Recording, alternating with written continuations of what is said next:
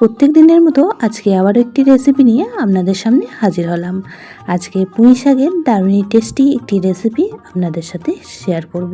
নমস্কার বন্ধুরা, মাই কিচেন মাই ব্লগে সবাইকে আবারও একবার স্বাগত। তো আজকে রেসিপিটি বানানোর জন্য এখানে আমি বেশ কিছুটা পরিমাণ পুঁই শাক নিয়ে নিয়েছি। পুঁই শাকগুলিকে কাটার পর খুব ভালোভাবে ধুয়ে রেখে দিয়েছি।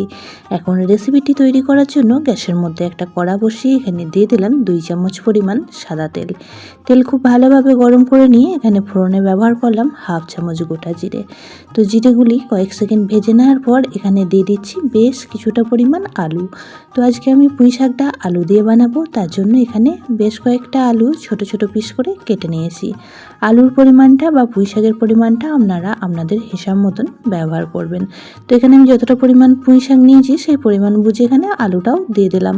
তো আলুগুলিকে খুব ভালোভাবে একবার নাড়াচাড়া করে ভেজে নিচ্ছি। আলুর ওপরে হালকা একটা ভাজা কালার আসলে এখন আমি বেশ কিছু উপকরণ এর মধ্যে অ্যাড করে দেব। তো প্রথমেই এখানে দিয়ে দিচ্ছি হাফ চামচ পরিমাণ আদা আর কাঁচা লঙ্কার পেস্ট। তো আজকের রেসিপিটি আমি সম্পূর্ণ নিরামিষভাবে বানাচ্ছি। আপনারা চাইলে পেঁয়াজ রসুন দিয়েও বানাতে পারেন, তাতে করেও রেসিপিটি খেতে লাগবে দুর্দান্ত। তো আদা রসুনটা হালকা একটু ভেজে নেওয়ার পর এখানে বেশ কিছু গুঁড়ো মশলা আমি অ্যাড করে দিচ্ছি। তো দিয়ে দিলাম এখানে হাফ চামচ হলুদ গুঁড়ো, সাথে দিয়ে দিচ্ছি এখানে 1.5 চামচ পরিমাণ ধনিয়া গুঁড়ো। তো ধনিয়া গুঁড়োর পরিমাণটা একটু বেশি করে অ্যাড করেছি, আর ঝালের জন্য এখানে ব্যবহার করলাম ছোটো চামচের 1 চামচ লঙ্কা গুঁড়ো। তো সমস্ত গুঁড়ো মশলা এখন আলুর সাথে খুব ভালোভাবে নাড়াচাড়া করে আবারও বেশ কিছুক্ষণ সময় ভেজে নেব। গ্যাসের ফ্লেমটা এই পর্যায়ে লো টু মিডিয়ামে রাখবেন, তা না হলে গুঁড়ো মশলাগুলি পুড়ে যেতে পারে। একদমই সহজ সাধারণ একটি রেসিপি, যেটা গরম গরম ভাতের সাথে খেতে কিন্তু ভীষণই ভালো লাগে। মশলাগুলি কয়েক সেকেন্ড ভেজে নিয়েছি, তারপর এখানে কেটে রাখা শাকটাকে অ্যাড করে দিচ্ছি। শাকটাকে আমি আগে থেকে সিদ্ধ করে নিয়ে নিই, আপনারা চাইলে আগে সিদ্ধ করেও নিতে পারেন। তো আমি এইভাবেই রেসিপিটি আজকে তৈরি করব। একদমই সাধারণ রেসিপি, কিন্তু স্বাদ হয় অসাধারণ। তো সমস্ত পুঁই শাকগুলি দিয়ে দিয়েছি, আর পুঁই শাকটা কিন্তু এখন দেখে মনে হচ্ছে এক করা, তো নাড়াচাড়া করতে অসুবিধা হবে, তার জন্য এখন একটা ঢাকা চাপা দিয়ে গ্যাসের ফ্লেম লো টু মিডিয়ামে রেখে 2 মিনিট রেখে দেব। 2 মিনিট পর ঢাকাটা খুলে নিচ্ছে, আর শাকটা দেখুন অনেকটাই কম হয়ে গিয়েছে। এখন সব কিছু খুব ভালোভাবে ওপর নিচ নাড়াচাড়া করে মিশিয়ে নেব। পুঁই শাক খেতে আমরা অনেকেই পছন্দ করি, আবার অনেকেই পছন্দ করি না। যদি এই পদ্ধতিতে বানিয়ে নেওয়া হয়, সকলেই কিন্তু খুবই ভালোবেসে খেয়ে নেবে। দারুণই টেস্টি হয় রেসিপিটি, সম্পূর্ণ নিরামিষভাবে বানানো, তাই যে কোনো দিন বানিয়ে পরিবেশন করতে পারেন। তো শাকটা দেখুন খুব ভালোভাবে মিশিয়ে নিয়েছি। এই পর্যায়ে এখন অ্যাড করে দিচ্ছি পরিমাণ মতন লবণ। লবণটা দিয়েও খুব ভালোভাবে এখন মিশিয়ে নেব। আর লবণটা দিয়ে মেশানোর কারণে শাকটা থেকে এখন কিন্তু অনেকটা পরিমাণে জল বের হয়ে আসবে, তাতে করেই সম্পূর্ণ রেসিপিটি খুব সুন্দরভাবে সিদ্ধ হয়ে যাবে।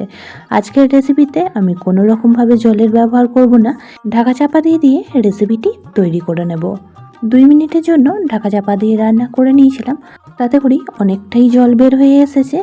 এই জলেতেই শাক আর আলু খুব সুন্দরভাবে সিদ্ধ হয়ে যাবে। তো খুব ভালোভাবে ওপর নিচে আবারও একবার নাড়াচাড়া করে মিশিয়ে নিচ্ছি, আর ঢাকা চাপা দিয়ে রান্নাটা করে নেব যতক্ষণ না আলু আর পুঁই শাক সিদ্ধ হয়ে যাচ্ছে। তো দেখুন আবার 2 থেকে 3 মিনিট পর ফিরে আসলাম, আর এই পর্যায়ে পুঁই শাক আলু খুব সুন্দরভাবে সিদ্ধ হয়ে গিয়েছে।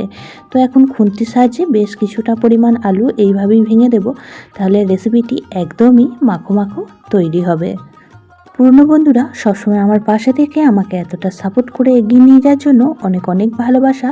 যে সকল নতুন বন্ধু আজকে ফার্স্ট টাইম চ্যানেলে ভিজিট করেছেন আর আজকের ভিডিওটি দেখছেন, তাদের কাছে অনুরোধ রইল চ্যানেলটি সাবস্ক্রাইব করে পাশে থাকা বেল আইকনটির অল প্রেস করে দেবেন, তাহলে আমি যখনই কোনো ভিডিও দেব নোটিফিকেশন সবার আগে আপনাদের কাছে পৌঁছে যাবে।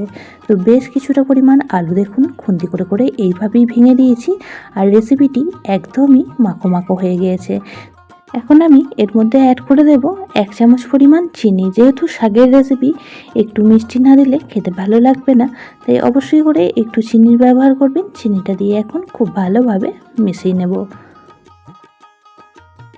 একদমই সাধারণ একটি রেসিপি, বানানোর পদ্ধতিটাও খুবই সহজ। সামান্য কিছু উপকরণ দিয়ে শাকের এই রেসিপিটি তৈরি হয়ে যায়, যেটা গরম গরম ভাতের প্রথম পাতে খেতে কিন্তু ভীষণই ভালো লাগে। বন্ধুরা, যদি এইভাবে পুঁই শাক না বানিয়ে খেয়ে থাকেন তো অবশ্যই করে একবার এই পদ্ধতিতে বানিয়ে খেয়ে দেখবেন। আশা করছি সকলের খুবই ভালো লাগবে। যারা পুঁই শাক খেতে একদমই পছন্দ করে না তারাও কিন্তু খুবই ভালোবেসে খেয়ে নেবে। তো চিনিটা দিয়ে খুব ভালোভাবে মিশিয়ে নিয়েছি। রেসিপিটি দেখুন একদমই শুকনো শুকনো হয়ে এসেছে। এখন এই পর্যায়ে আমি অ্যাড করে দেব 1 চামচ ভাজা মশলা। এই ভাজা মশলাটা দেওয়ার কারণে রেসিপির স্বাদটা কিন্তু অনেকটাই বাড়িয়ে তোলে। তো আপনারা অবশ্যই করেই একটু ভাজা মশলার ব্যবহার করবেন, তাতে করে দেখবেন দারুণই সুন্দর একটা ফ্লেভার বের হবে, যেটা এই রেসিপির স্বাদকে অনেকটাই বাড়িয়ে তুলবে। তো ভাজা মশলাটা দিয়েও খুব ভালোভাবে এখন মিশিয়ে নেব, আর মিশিয়ে নিলেই রেডি আমাদের পুঁই শাকের এই সহজ সাধারণ রেসিপিটি।